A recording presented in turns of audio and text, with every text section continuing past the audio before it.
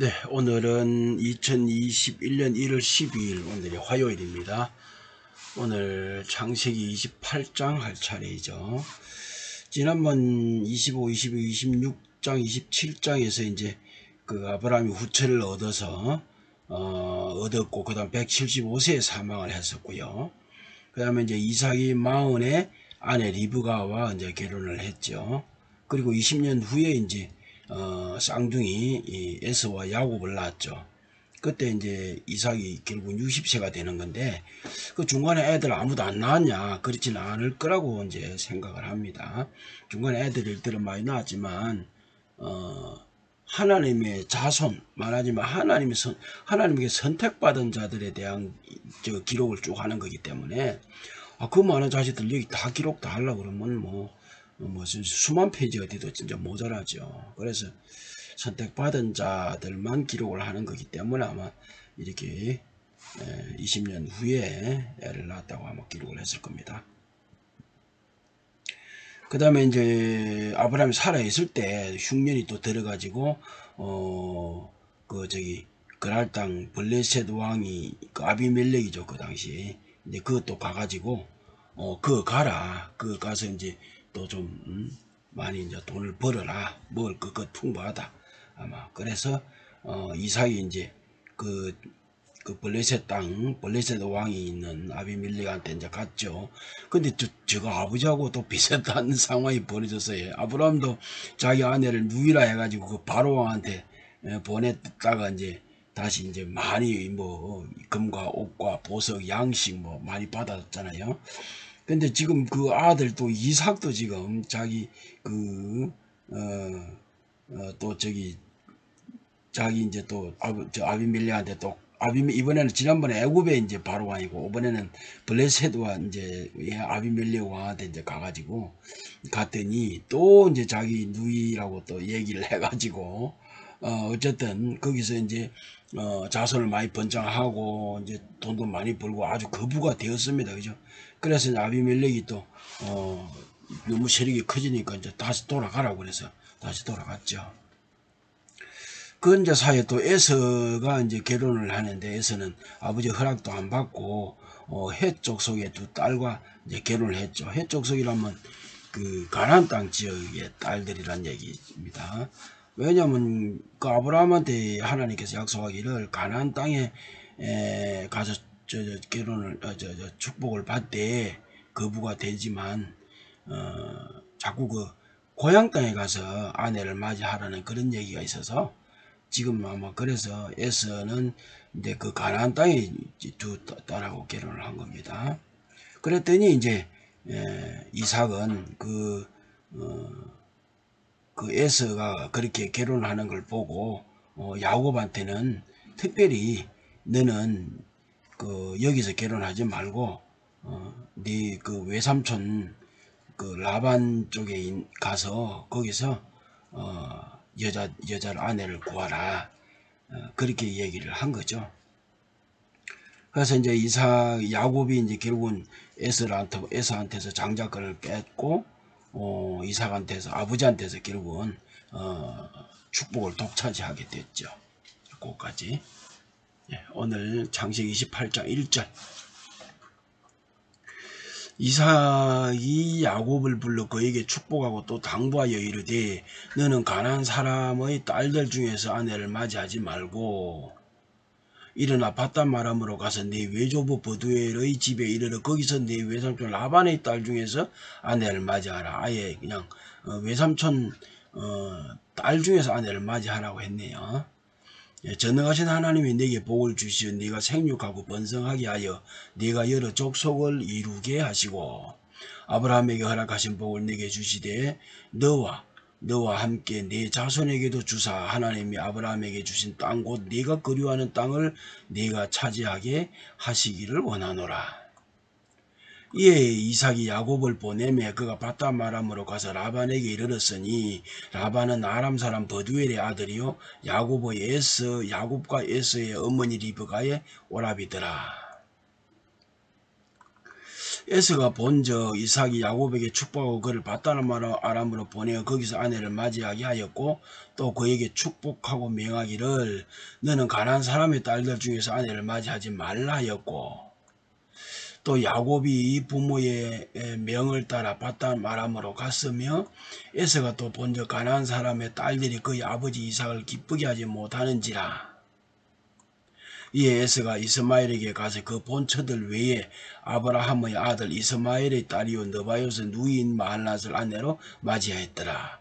그러니까 에서가 이제 아버지가 이제 그 야곱한테 하는 얘기들을 듣고서 자기도 이제 그 아까 해쪽 소개한테 두 딸들을 데려다 결혼을 했잖아요. 그랬더니 이제 에서도 이제 결국은 이제 그 야곱 그 에서도 이제 따라한 거죠. 아버지가 이제 야곱한테 한 말처럼 이제 에서도 다시 세 번째 여자죠. 말하자면 세 번째 아내 그거는 이제 이스마엘이면 누굽니까? 그 아버지의 큰 아버지죠. 말하자면 큰 아버지 딸들, 큰 아버지의 그 본처들 외에 이제 큰 아버지 딸들 중에서 아내를 또 맞이를 하게 되는 거죠. 세 번째 아내를. 예, 야곱이 브엘세바에서 떠나 하란으로 향하여 가더니 한 곳에 이르러는 해가 진지라 한 곳에 이르러서 해가 진지라 거기서 유숙하려고 그곳에 한 돌을 가져다가 베개로 삼고 거기 누워 자더니 그 우리는 사실 돌로 베개로 삼고 자면 굉장히 위험하죠. 그 이제 돌이 차갑기 때문에 우리 흔히 와사풍이라고 하는 고아나와사 같은 게 잘 걸린단 말이에요. 위험한데 저기는 어디입니까? 지금 다 사막 더운 지방이잖아요. 그러니까 이제 돌을 벤다는 그런 의미가 우리하고는 완전히 개념이 다른 거죠.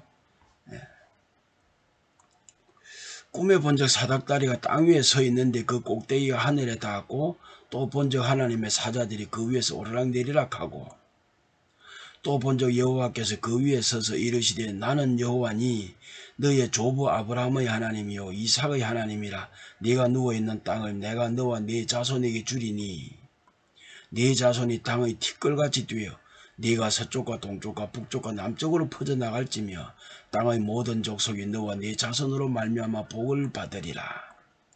내가 너와 함께 있어 네가 어디로 가든지 너를 지키며 너를 이끌어 이 땅으로 돌아오게 할지라.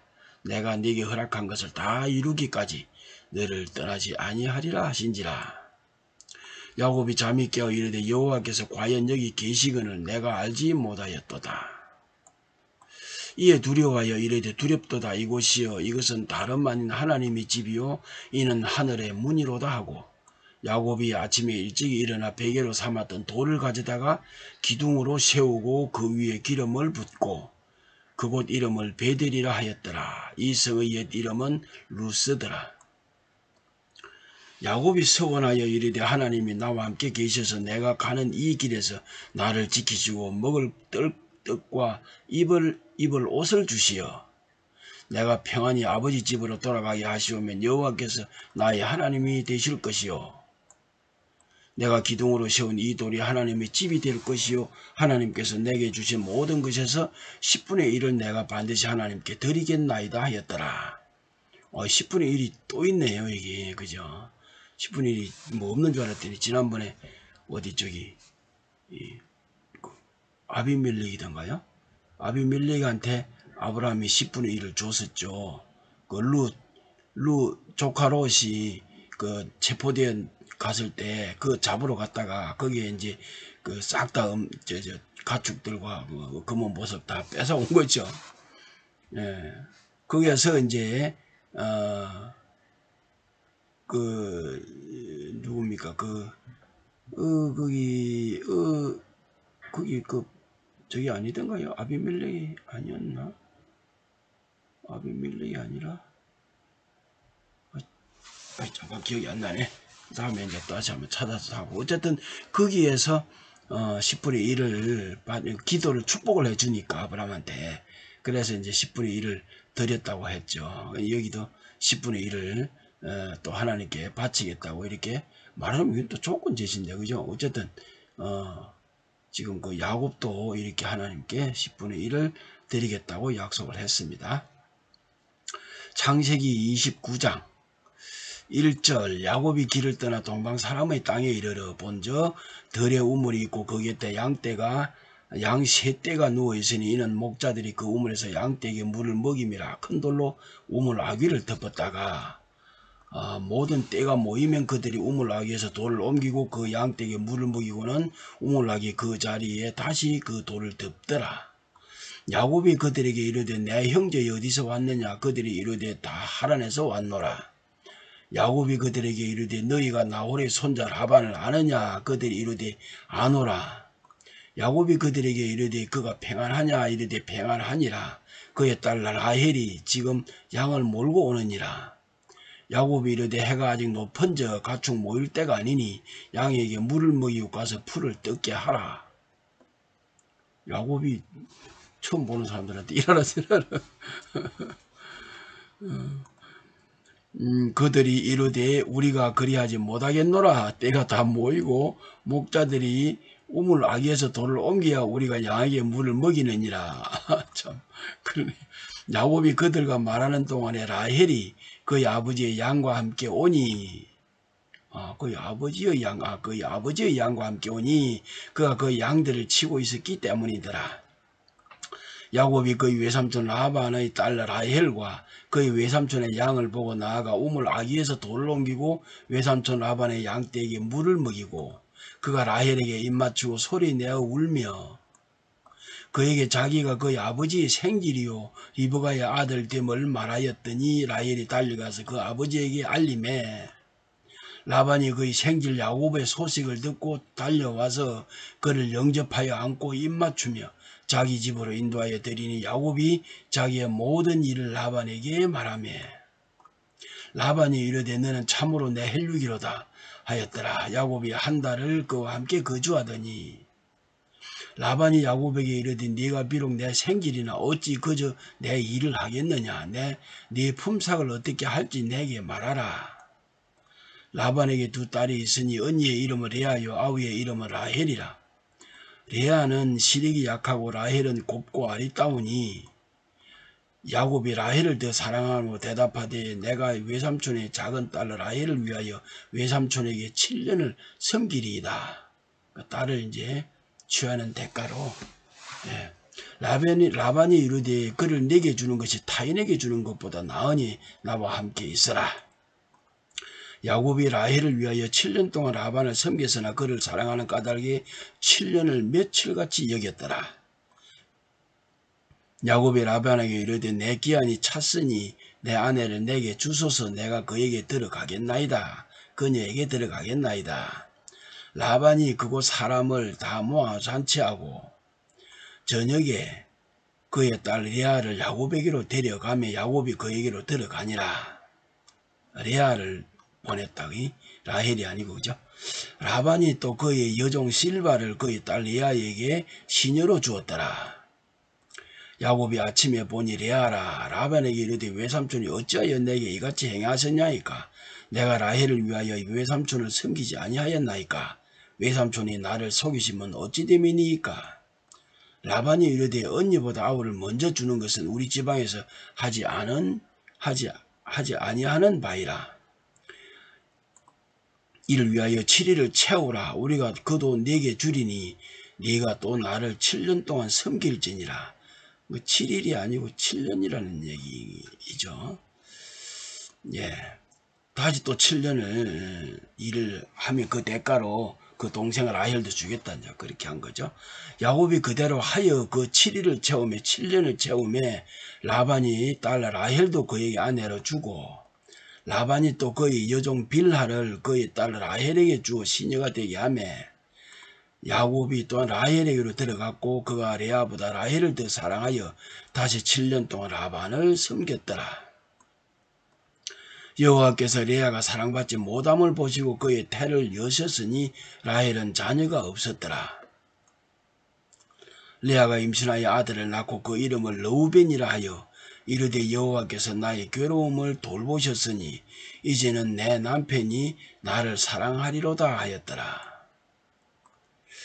그가 다시 임신하여 아들을 낳고 이르되 여호와께서 내가 사랑받지 못함을 들으셨으므로 내게 이 아들도 주셨도다 하고 그의 이름을 시므온이라 하였으며 그가 또 임신하여 아들을 낳고 이르되 내가 그에게 세 아들을 낳았으니 내 남편이 지금부터 나와 연합하리로다 하고 그의 이름을 레위라 하였으며 그가 또 임신하여 아들을 낳고 이르되 내가 이제는 여호와를 찬송하리로다 하고 이로 말미암아 그가 그의 이름을 유다라 하였고 그의 출산이 멈추었더라. 창세기 30장 1절 라헬이 자기가 야곱에게서 아들을 낳지 못함을 보고 그의 언니를 시기하여 야곱에게 이르되 내게 자식을 낳게 하라. 그렇지 아니하면 내가 죽겠노라. 참. 야곱이 라헬에게 성을 대하여 이르되 그대를 임신하지 못하게 하시는 이는 하나님이시니 내가 하나님을 대신하겠느냐. 라헬이 이르되 내 여종 빌하에게로 들어가라. 그가 아들을 낳아 내 무릎에 두리니 그러면 나도 그로 말미암아 자식을 얻겠노라 하고. 참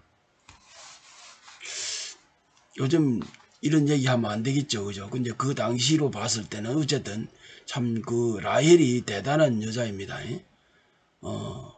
자기 여종을 남편한테 시기와 질투가 엄청날 텐데도 불구하고 여종을 남편한테 들려보낸다는 것이 한편으로는 대단한 여자죠. 요즘은 이런 일이야 뭐 어차피 있을 수 없는 환경이고 상황이니까.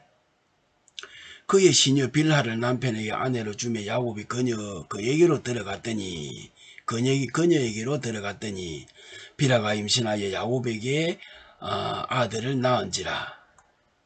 라헬이 이르되 하나님이 내 억울함을 푸시려고 내 호소를 들으사 내게 아들을 주셨다 하고 이로 말미암아 그의 이름을 다니라 하였으며 라헬의 시녀 빌하가 다시 임신하여 둘째 아들을 야곱에게 낳음에 라헬이 이르되 내가 언니와 크게 경쟁하여 이겼다고 그의 이름을 납달리라 하였더라. 리아가 자기의 출산이 멈춤을 보고 그의 시녀 실바를 데려다가 야곱에게 주어 아내로 삼게 하였더니 이번엔 또 이제 리아가 이제 또 질투를 또 하네요. 그래가지고 이제 또 자기 여종을 또 남편한테 보냅니다. 참. 10절 레아의 시녀 실바가 야곱에게서 아들을 낳음에 레아가 이르되 복되도다 하고 그의 이름을 가시라 하였으며 레아의 시녀 실바가 둘째 아들을 야곱에게 낳음에 레아가 이르되 기쁘도다 모든 딸들이 나를 기쁜 자라 하리로다 하고 그의 이름을 아셀이라 하였더라. 창세기 30절 14절 30장 14절 밀 거둘 때 루벤이 나가서 들에서 합 한 채를 얻어 그의 어머니 레아에게 드렸더니 라헬이 레아에게 이르되 언니의 아들의 합 한 채를 청구하노라. 합 한 채를 청구한다. 뭔 얘기인지 잘 모르겠네요. 레아가 그에게 이르되 네가 내 남편을 빼앗은 것이 작은 일이냐. 그런데 네가 내 아들의 합 한 채도 빼앗고자 하느냐. 라헬이 이르되 그러면 언니의 아들의 합 한 채 대신에 오늘 밤에 내 남편이 언니와 동침하리라 하니라. 저물 때에 야곱이 들에서 돌아오며 레아가 나와서 그를 영접하며 이르되 내게로 들어오라. 내가 내 아들의 합 한 채로 당신을 샀노라. 그 밤에 야곱이 그녀와 동침하였더라. 하나님이 레아의 소원을 들으셨으므로 그가 임신하여 다섯째 아들을 야곱에게 낳은지라. 레아가 이르되 내가 내 시녀를 내 남편에게 주었으므로 하나님이 내게 그 값을 주셨다 하고 그의 이름을 이사가리라 하였으며 레아가 다시 임신하여 여섯째 아들을 야곱에게 낳은지라. 레아가 이르되 하나님이 내게 후한 선물을 주시도다. 내가 남편에게 여섯 아들을 낳았으니 이제는 그가 나와 함께 살리라 하고 그의 이름을 스불론이라 하였으며. 그러면 현재까지 몇이 나온 겁니까? 지금 10명 나왔나 이제?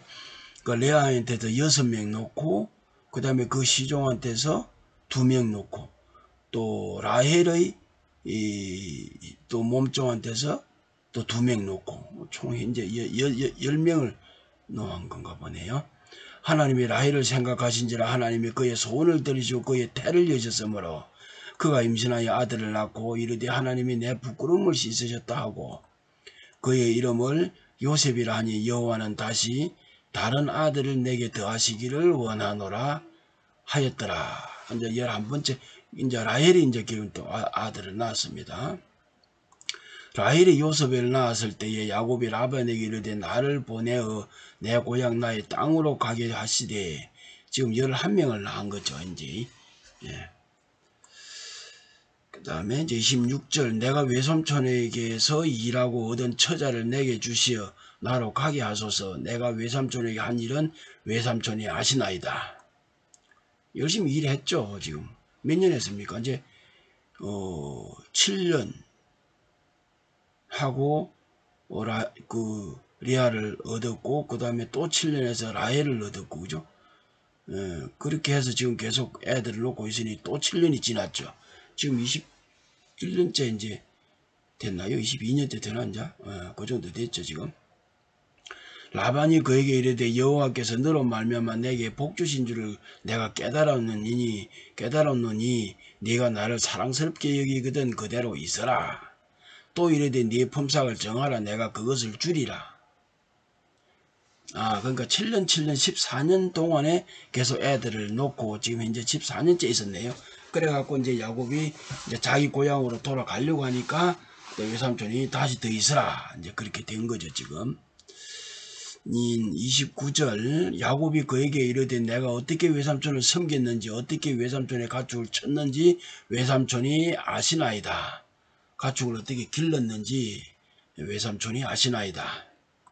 내가 오기 전에는 외삼촌의 소유가 적더니 번성하여 때를 이루었으니 내 발이 이르는 곳마다 여호와께서 외삼촌에게 복을 주셨나이다. 그러나 나는 언제나 언제쯤이나 내 집을 세우리일까. 라반이 이르되 내가 무엇으로 네게 주랴. 야곱이 이르되 외삼촌께서 내게 아무것도 주시지 않아도 나를 위하여 이 일을 행하시면 내가 다시 외삼촌의 양떼를 먹이고 지키리이다. 오늘 내가 외삼촌의 양떼에 두루 다니며 그 양 중에 아롱진 것과 점 있는 것과 검은 것을 가려내며 또 염소 중에 점 있는 것과 아롱진 것을 가려내리니 이 같은 것이 내 품삯이 되리이다.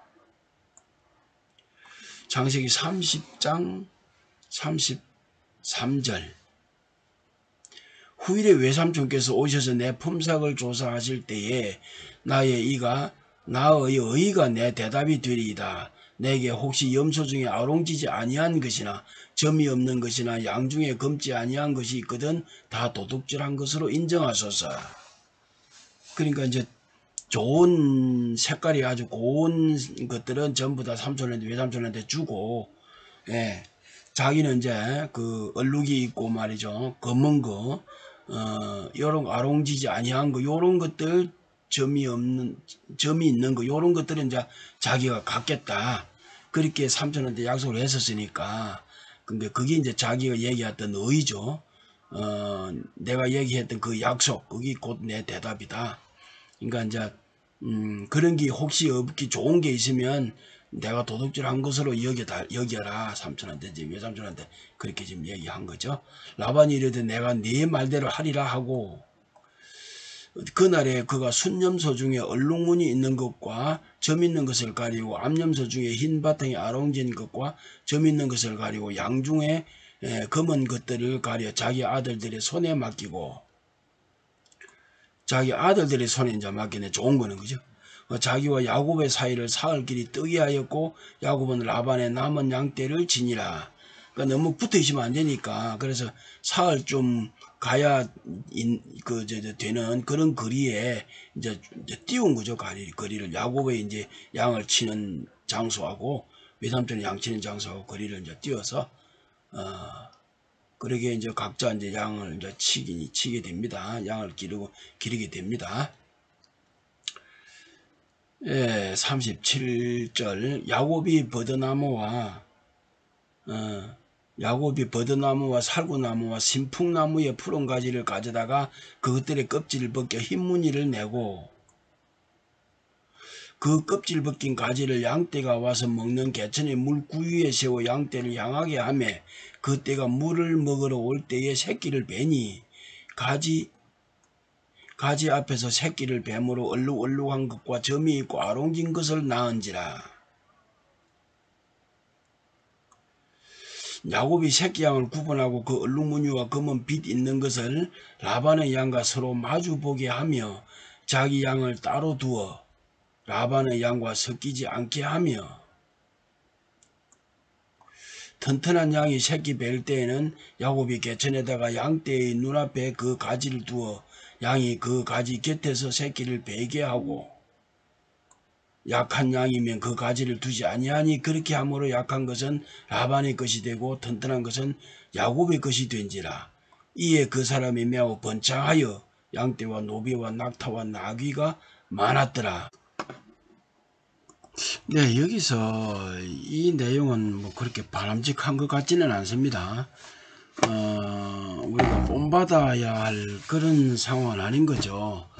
말하자면 나쁜 마음을 갖는 건데 굳이 뭐 이런 거를 우리가 본받을 필요가 있겠습니까? 뭐 그때는 그때 시대에 맞게 이렇게 했겠지만 그죠?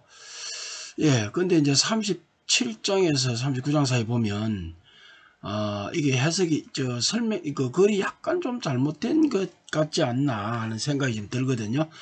제가 다시 말씀드려볼게요. 그러니까 야곱이 버드나무와 살구나무, 신풍나무, 푸른 가지를 가져다가 그것들이 껍질을 벗겨 흰 무늬를 메고 그 껍질 벗긴 가지를 양떼가 와서 먹는 개천물 위에 세워 양떼를 향하게 하며 그때가 물을 먹으며 올 때에 새끼를 베니 가지 앞에서 새끼를 뱀으로 얼룩얼룩한 거가 점이 있다 아름진 것에 나은지라.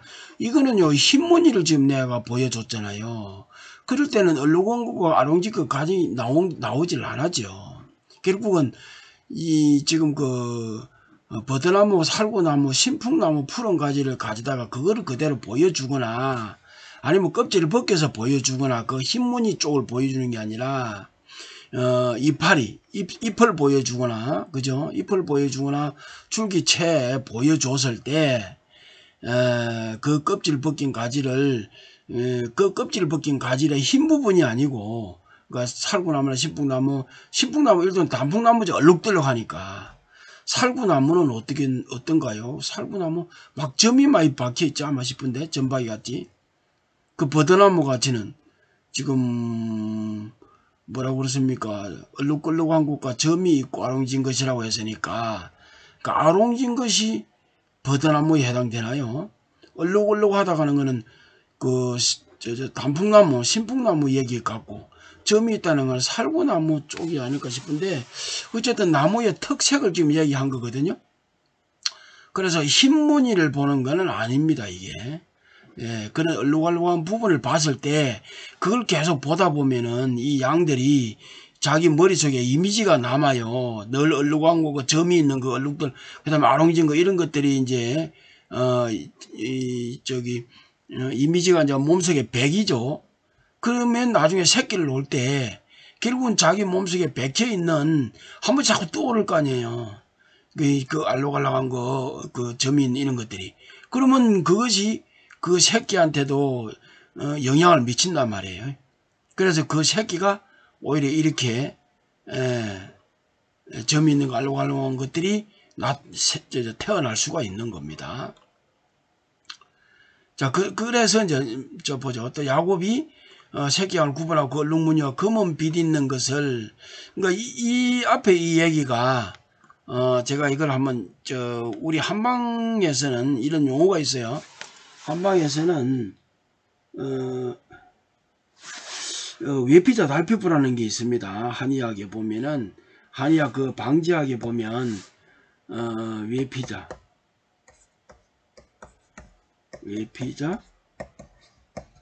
달피부 이거 아니고 여기 아니고요.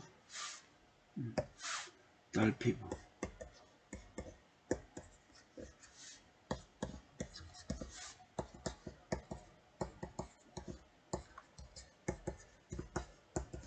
외피자 달피부라는 이 얘기가 있는데 이것은 이 바깥 부분과 껍질 부분, 그죠? 바깥 부분과 껍질 부분은 피부로 간다는 의미거든요. 그러니까 우리가 어떤 그 외부의 음식을 먹을 때 바깥에 속하는 부분이나 껍질에 관련되는 부분을 먹으면 그것은 우리 몸속의 피부 쪽으로, 우리 피부가 껍질이 쪽이잖아요. 그래서 껍질로 간다는 그 얘기입니다. 그 얘기는 또 한편으로는 열매, 그죠? 열매는 주로 정력제라고 그러죠. 정력제라는 이유가 이 열매는 우리 몸속에도 열매로 들어가는 거거든요. 우리 몸속의 열매는 곧 그거는 신장을 얘기하는 거죠. 신장, 콩팥, 그죠? 콩팥. 그러니까 이 신장 콩팥을 얘기하는 거기 때문에 결국은 열매는 우리 몸속에도 열매로 간다. 콩팥, 정력제로 간다. 그런 뜻입니다. 그래서 껍질을 바깥부분 피부로 간다. 그런 얘기죠. 그래서 양들이 자꾸 얼룩덜룩한 걸 보면 뭐 비슷한 표현일 수도 있겠지만 조금 차이가 날 수도 있어요.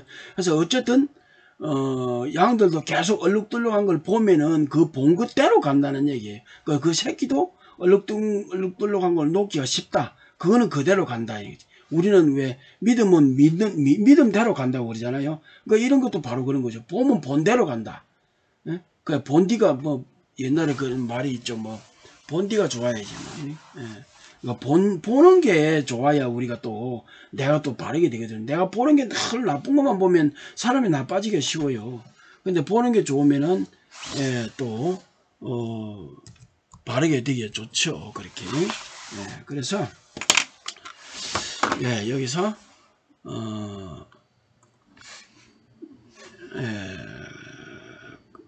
그래서 이제 그렇기 때문에 그러니까 흰무늬가 아니고 그렇기 때문에 얼룩덜룩한 걸 자꾸 보게 되면 그 새끼가 얼룩덜룩한 걸 놓게 되기가 쉽단 말이죠. 그래서 우리 태교에도 그런 얘기가 있죠. 임신을 했을 때는 고운 말로 쓰고, 그죠? 나쁜 거 보지 말고, 나쁜 생각하지 말고, 모서리 앉지 말고, 뭐 그런 얘기 있잖아요. 그 얘기는 자꾸 내가 나쁜 생각을 하면 애들이 나빠지기 쉽단 말이죠. 그 나쁜 말 하면 애들이 나쁜 말들을 자꾸 내뱉기 쉽고, 또 모서리 앉는 거는 불안한 거거든요. 불안하다는 거는 곧 심장이 약해지기 때문에, 모서리 같은 데 앉아서 내 스스로 불안하게 하면, 내가 내 임신을 해가 있는 내 새끼도 심장이 약해진단 말이에요. 불안하는 심장에 관련되니까.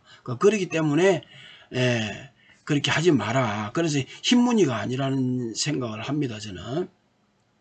그 다음에 이제 그 40절에 보면 야곱이 새끼 양을 구분하고 그 얼룩무늬와 검은 빛 있는 것을 라반의 양과 서로 마주보게 하며 자기 양을 따로 둬 라반의 양과 섞이지 않게 하며 튼튼한 양이 새끼 뵐 때는 야곱이 개천에다가 양떼의 눈앞에 그 가지를 두어 양이 그 가지 곁에서 새끼를 베게 하고 약한 양이면 그 가지를 두지 아니하니 그렇게 함으로 약한 것은 라반의 것이 되고 튼튼한 야곱의 것이니 이 얘기도 이게 조금 우리가 해석할 필요가 있어요. 야곱이 결국은 새끼 양을 구분해서 얼룩덜룩한 거는 당연히 뭐 자기 거니까 자기한테 가고 또 흰무늬가 나오면 흰무늬는 또 외삼촌한테 보내는 거죠. 그리고 외삼촌한테 보내서 그러니까 섞어놔도 안 섞여요. 색깔이 얼마나 구분이 되니까. 그렇기 때문에 마주보게 하며 이거 마주보게 한다는 것은 자기 얼룩덜룩한 양을 갖고서 저쪽에 그러니까 외삼촌의 그 곱고 터질터질하고 하얀 그 양들하고 자꾸 서로 마주보게 하는 거예요. 그럼 마주보게 하면 누가 닮아가느냐. 새카만 양도 흰무늬를 닮아갈 수도 있지만 흰무늬도 새까만 그 점이 있거나 얼룩덜룩한 양을 닮아가기 쉽잖아요. 그럼 어느 쪽으로 닮아가기 쉬우냐. 얼룩덜룩한 양이 흰 양을 닮아가는 쪽보다는 흰 양이 얼룩덜룩한 쪽을 닮아가기 쉬워요. 그게 우리가 외주전자에서 보면 우성과 열성이라는 게 있잖아요. 그 우성과 열성에 의한 원칙에 의해 가지고 대개는 흰 양을 닮아가는 것보다 얼룩덜룩한 양을 닮아가기가 쉽습니다. 그럼 왜 그러냐? 얼룩덜룩하거나 점이 있거나 이런 거는 음에 속하고 흰 양, 고운 양, 깨끗한 양 이런 거는 양에 속해요. 근데 세상은 어느습니까? 악이 강하잖아요. 양보다. 음양으로 우리가 음양을 논했을 때, 그죠? 그러다 보니까 흰 양이 오히려 점이 있거나 얼룩덜룩한 걸로 닮아가기 쉽단 말입니다. 그래서 이거를 그 깨를 낸 거예요. 자기 얼룩덜렁한 약을 자꾸 그 외삼촌의 흰 양을 자꾸 서로 마주보게 한단 말이에요. 그럼 누가 더 많이 닮아가느냐. 결국은 흰 양이 검은 쪽으로 더 많이 닮아간다는 얘기입니다. 그래서 라반의 양과 섞이지 않고 어차피 뭐 섞이지는 않을 거니까 그죠? 이 얘기가 조금은 좀 달라요. 이거 그러니까 해석을 제가 달리 그래서 하는 겁니다. 튼튼한 양이 새끼 뵐 때는 야곱의 개천에다 양띠 눈앞에 그러니까 이제 외삼촌의 양이죠. 이거는 외삼촌의 튼튼한 양이 새끼를 뵐 때는 이제 그 외삼촌의 튼튼한 양을 이제 물물 먹일 때는 그 앞에다가 얼룩덜랑 가지를 점 있는 가지를 자꾸 놔놓고 그걸 보게 하는 거죠. 그래서 닮아가게 하려고. 그래서 닮으면 새끼를 그렇게 또 얼룩덜룩한 걸 놓게 되니까. 그 약한 양이면은 오히려 가지를 안 두는 거예요. 그러면 흰 양이 아무것도 본 게 없고 늘 그러니까 흰 거밖에 더 놓습니까? 그러니까 흰 걸 자꾸 놓는데 보니까 이 약한 양이 놓다 보니까 자꾸 약해지는 거죠. 그래서 외삼촌 양은 자꾸 흰 양인데 자꾸 약해지는 거고, 이 야곱의 양들은 오히려 저 검은 양이고 말이죠. 얼룩덜룩하면서도 터질터질하고 튼튼한 양을 놓게 되는 거죠. 예, 지금 그 얘기를 하는 거예요. 이 글로 보면 그대로 해석 못 합니다. 제가 말씀드리는 쪽으로, 색이 봐야 해석이 제대로 될 것입니다. 그래서 이제, 예, 그렇습니다. 저는 그래서 이 얘기를 볼 때 무슨 생각이 드냐면요.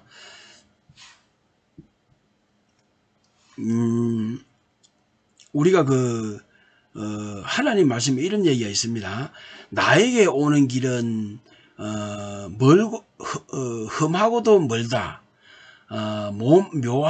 묘하면서도 오묘하면서 하나님이 말씀하시기를 나에게 오는 길은 오묘하면서도 험하고도 멀다라고 표현이 있어요.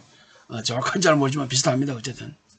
근데 이제 그 얘기가 무슨 얘기냐면 하나님께 다가가는 길은 굉장히 쉽지 않습니다. 그냥 뭐 하루아침에 뭐 조금 바로 다가가지는 않아요. 굉장히 노력을 많이 해야 되고 기도를 많이 해야 됩니다. 집중적으로 매달려야 됩니다.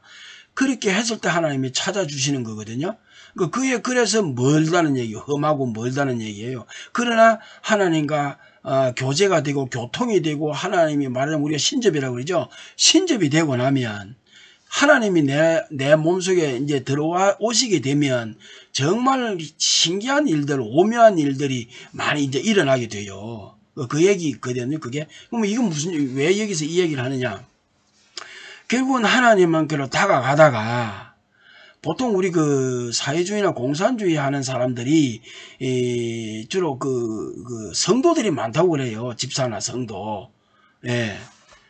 그래서 그 얘기를 제가 하려고 하는 건데, 그 사람들이 왜 그 교회를 다니다가 성도나 집사까지 된 사람들이, 오히려 공산주의나 사회주의 되느냐. 바로 지금 이 얘기하고 비슷한 얘기예요. 그러니까 이 사람들이, 하나님께 가다가, 진짜 멀고 험하니까 자꾸 중도에 포기를 하는 겁니다. 이탈을 하고, 탈선을 하고, 또 그러다 보니까 왜 그럼 탈선을 이탈하느냐. 지금과 같은 이런 얘기를 좀 듣다 보니까 야 이런 원리가 있었구나. 이거 세상에 내가 나가서 써먹으면 괜찮겠는데, 돈도 벌겠는데, 야 이거 세상을 내가 지배할 수도 있겠는데, 이런 생각이 드는 거예요. 그러다 보니까 하나님한테 끝까지 안 가고 중간에 그냥 포기를 하는 겁니다. 포기를 한다기보다도 뭐 일종의 포기죠. 그냥 포기나 탈선, 이탈 뭐 이렇게 나와가지고 세상을 이제 지금 같은 이 원리로 이 새끼양한테 얼룩덜룩한 거 보여줘갖고 자기 양이 많아지게 하는 그런 어떤 원리들, 이것뿐만 아니라 다른 원리도 많습니다.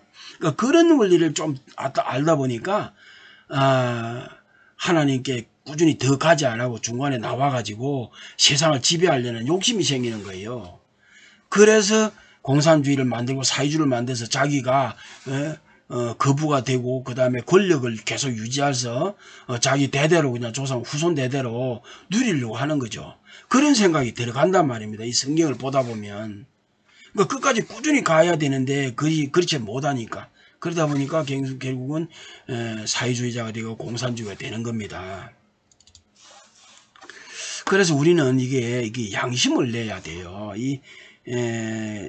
지금 이건 전부 다 사탄이 심어주는 그런 말이잖아요. 여기서 요령을 피는 거는. 그래서 제가 아까 이 얘기가, 이 부분은 우리가 지금 본받을 얘기도 아니고, 우리가 지금 이런 것들은 배워야 할 얘기는 사실 아닙니다. 그죠?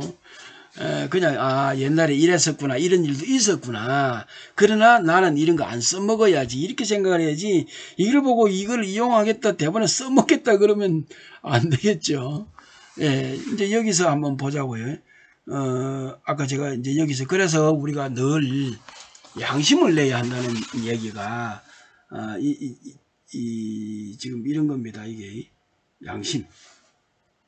양심이라는 게 보통 우리가 양심이라고 하면, 양심이라면 이 어질양자를 쓰잖아요. 어질양자.